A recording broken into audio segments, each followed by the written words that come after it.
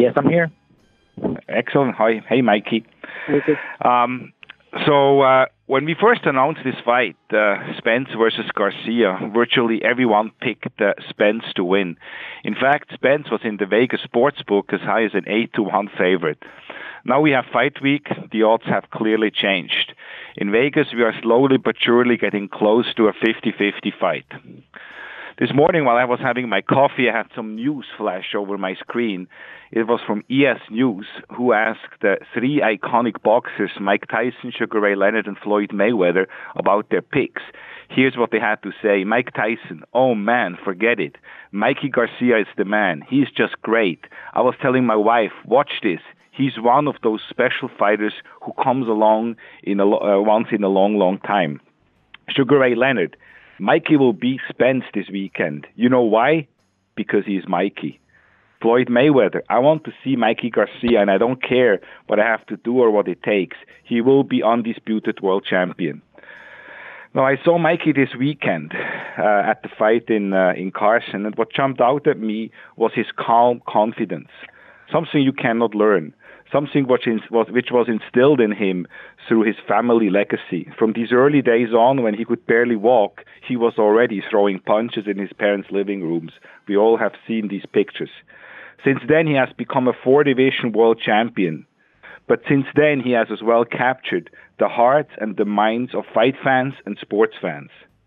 And with this crossover fight, this coming Saturday, he wants to capture the hearts of the general public and show everyone that with hard work and determination, anything is possible.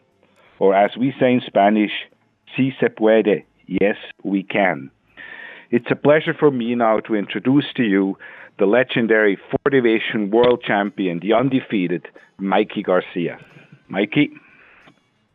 Thank you, Richard. Good morning, everyone. We're fight week now, and the fight is just a few days away, so I'm just very happy, very excited, and can't wait to get in the ring, Excellent. Any questions for Mikey? Ladies and gentlemen, if you have any questions at this time, please press star 1 on your telephone keypad.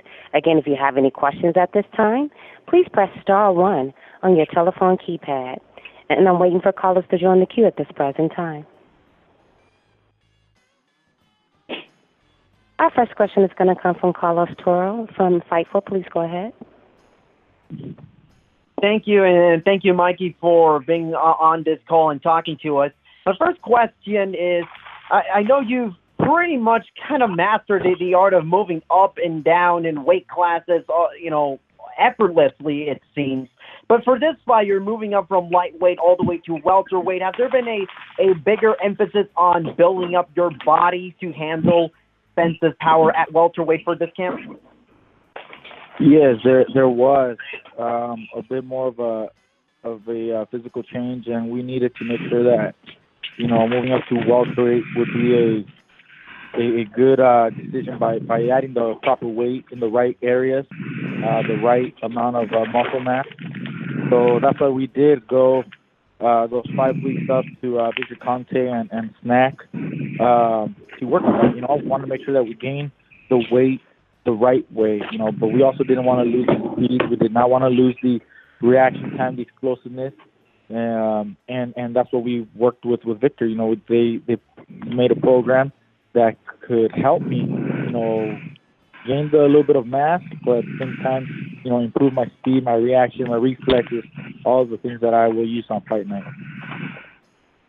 Richard said on a conference call last week that the winner of this fight between yourself and Errol Spence should be considered the new pound-for-pound king in boxing today. Do you feel that way? Do you feel that the winner of this fight should call themselves the best pound-for-pound boxer in the world today? Well, look, when I took on this fight and I wanted to get this fight, I was not doing it for any reason other than to prove to everybody that I'm the best and that I can fight anybody, and I'm not, scared to fight anybody. And even in the welterweight division, I'm willing to move up to welterweight, and just be considered one of the best. And if that puts me number one pound per pound, then that's extra. That's another accolade. But you know, there's no other fighter doing what I'm doing. There's no other fighter moving up in weight, you know, and back down and back up and skipping weight classes, fighting nothing but champions, undefeated champions. No other fighter is doing that. So, I mean, when you talk about pound for pound, well, I'm actually proving it. I'm doing it in different divisions. So, I mean, that's kind of why people will remember me for, you know, that I was willing to fight anybody in any division. You know, whether you put me number one pound for pound or not, you know, that everybody has an opinion, but there's no one else doing what I'm doing.